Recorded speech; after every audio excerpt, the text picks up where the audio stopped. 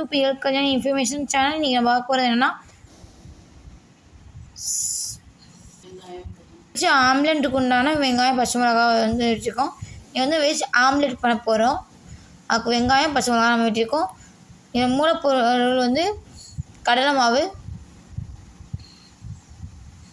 நம்ம வந்து கொஞ்சம் நேரத்தில் ஃபஸ்ட் எடுத்துக்கிறோம்.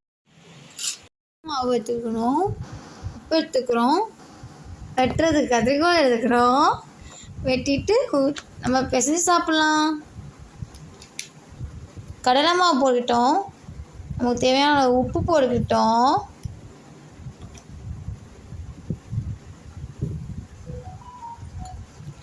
தண்ணி ஊற்றிக்கிட்டு பிசைஞ்சுக்க வேண்டியதான்.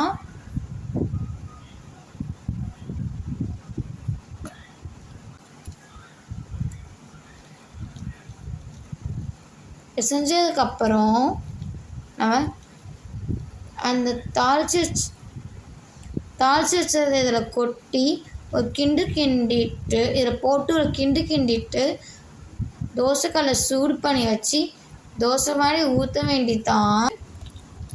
ஊற்றி பிசைஞ்சுக்கணும். மாவு பதம் வரைக்கும்